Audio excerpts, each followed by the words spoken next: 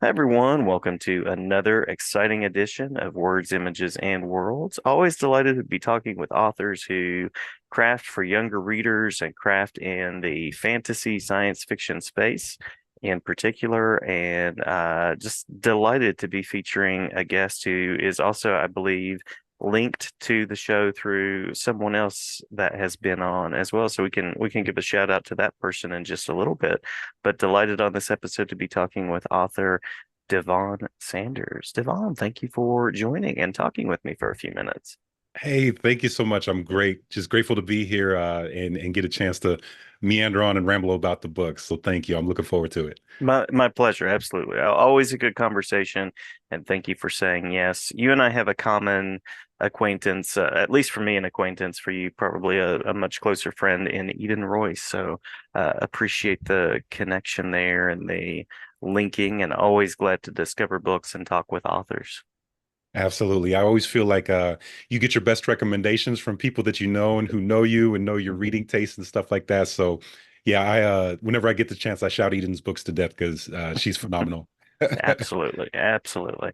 Well, you've worked in the world of Minecraft, I believe. You have a book that I hope there's a series involved in this, and we'll certainly give you the space to talk about that. But that is Keenan Masters and the Peerless Magic Crew. And then I believe if the searches are correct, I think you also have some fantasy series that are out there as well that can be discovered. So you've been fairly prolific in your work. Yeah, I have I think early on I was an impatient writer and went the indie routes. I want to say roughly 10 years ago. So readers may see some of that work with the World Breach series. That's been a fun kind of like YA science fiction fantasy mashup, just all kinds of just phenomenal stuff going there. It's been a joy to write and a series I still need to finish. And yeah, I think with Keenan Masters, that's been exciting, just being a debut for me in the traditionally published space and getting to follow up with that soon. We took a little bit more time with it, which is some, behind the scenes fun, but we're looking at having that out ideally here in the first part of 2025. So tremendously excited about that. And as you mentioned with Minecraft, that is out here very, very soon. Mhm. Which has been just a tremendous property to be involved with.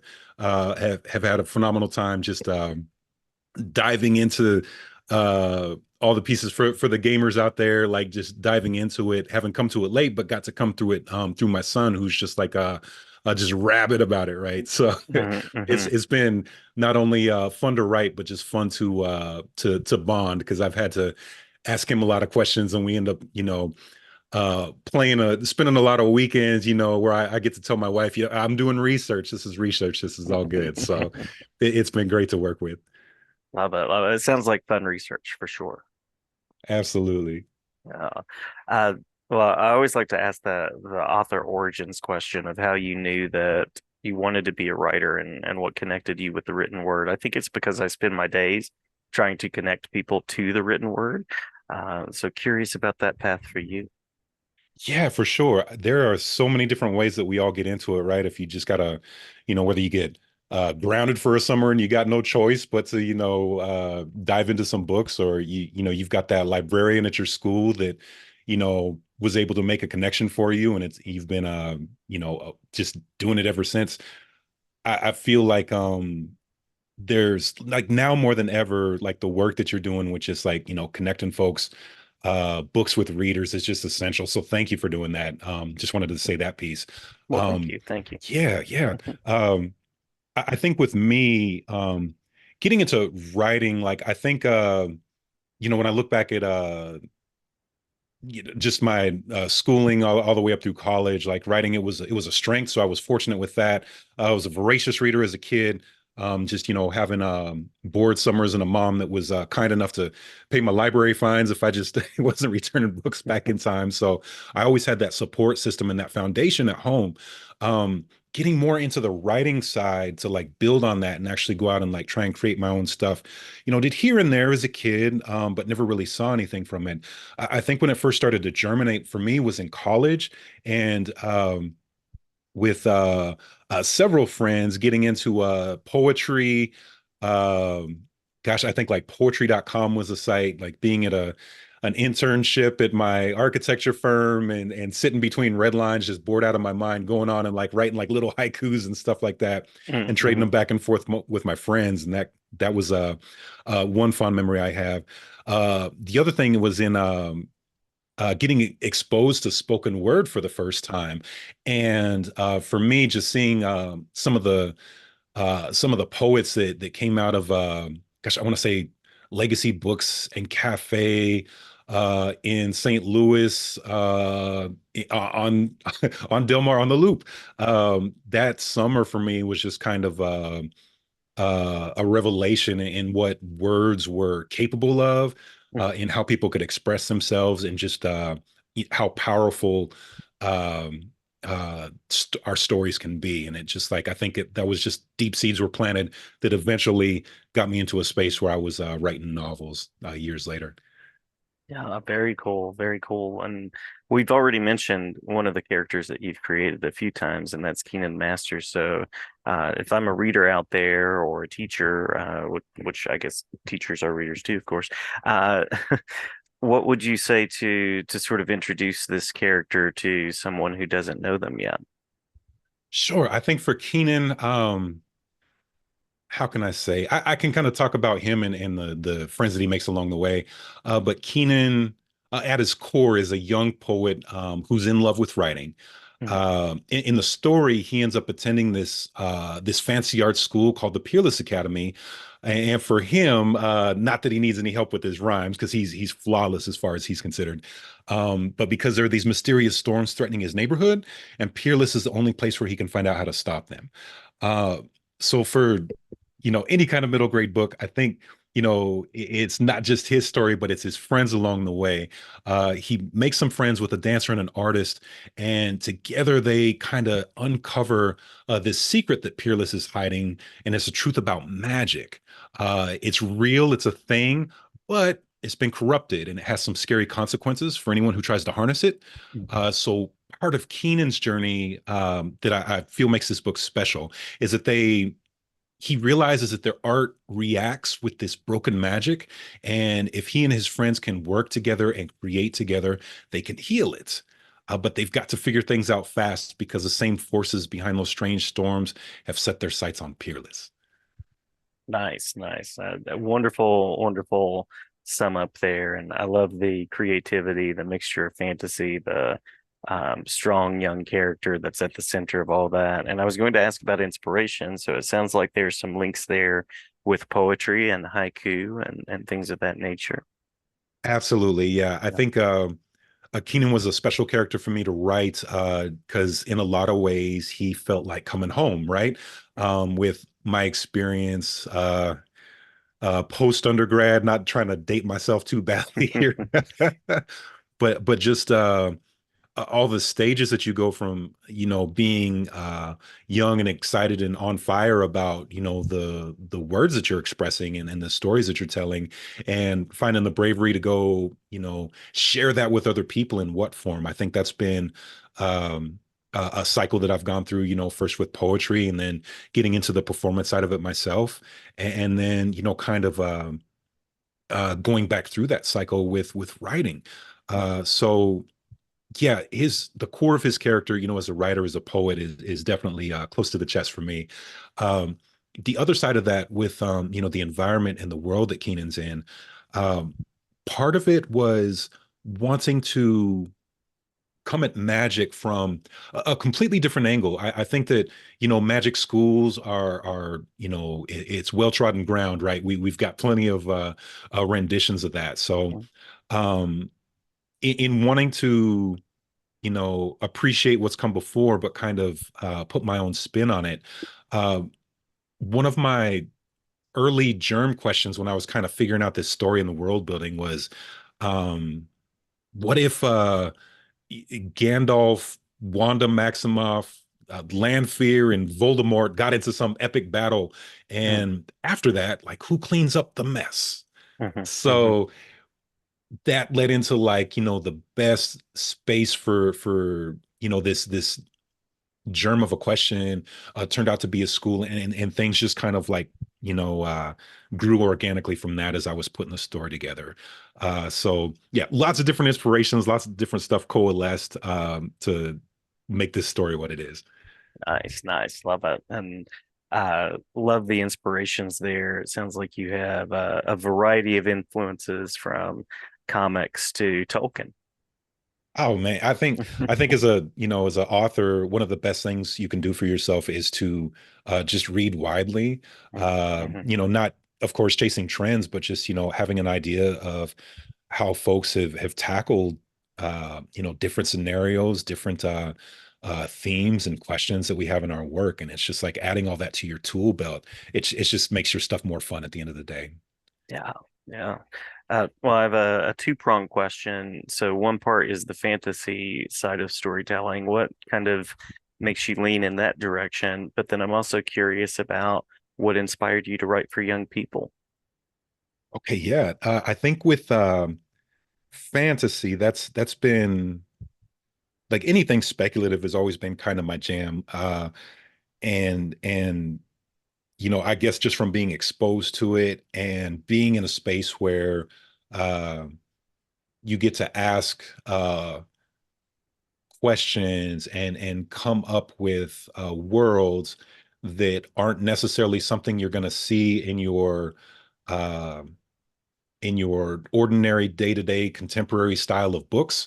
I Hmm. have so much respect for authors who, manage to make compelling, riveting stories about stuff that's, the day-to-day for us, right? Of, the first day of school, or dealing with a blended family, or just any of the things that so many of my peers execute so well, that I always feel compelled to throw some spaceships, or some a hidden spell book into those kind of stories, right? And I think that's always going to be a part of just like the wonder and the excitement for me of just having the space to have what if, and using the themes and the tropes that we experience in a lot of our fantasy and our science fiction, but just bringing that back to earth, and how we go about and connect with each other as people. Hmm. um for youth, oh gosh, I think I've always had a heart for connecting with youth, just from past iterations as a big brother in some of my volunteer work and in nonprofit back in the day, working as a youth coordinator, just all these different spaces. Just like any time where I can connect with youth and give them a helping hand, I always like to be that. And I think as an author, I kind of get to do that for maximum capacity, where hopefully people that get a chance to connect with Keynan or see a bit of themselves, and maybe borrow a bit of his fearlessness or just kind of reckless optimism. I would hope that that's something that gets translated over between those two things of fantasy and writing for youth. This project is definitely a blend of that. Um, Selfishly, I think my own kids, my twins, are in third grade, a week from finishing third grade right now, and just like over the Wow. moon Yeah. about it. And it's funny with them. They've kind of they definitely pushed me into being more excited about middle grade. I think young adult was kind of my sweet spot before, Hmm. and Hmm. just getting to see the world through their eyes. Um, Getting to see how they interact with the media that they're presented with, and just how they're interacting with the world. I just it just makes me selfishly want to be the creator that that gives them the book, or or the story that they're laughing about the day after, telling the same joke. I say that, I not to dovetail too much, but we're doing an Avatar rewatch because my Oh, nice, daughter, like, nice. we ran through it. Me and my wife, we watched it years ago, but my son never really got into it for whatever reason. So now we're kind of rewatching it for his sake. Um, because of the the live action that came out. So, getting to see that and have him just like appreciate it when he didn't appreciate it anymore, or previously, it's our media that we create is so powerful, and it's like I get that firsthand experience and that firsthand reminder through them, and that's a just a compelling um day to day reminder to like go out, get these books done, get your edits in, go out and put the most you can into the stories, because it's really impacting our next generation that's coming up. Yeah. Yeah. Well, and I love how much material there is now at the middle grades level because when I was Yeah, growing up, there wasn't quite the extent that there is now by any means. There was stuff for elementary readers, and there was stuff for adults and some for young adults, but there's been a lot in the past 20 years that's been really great to bridge some of those spaces.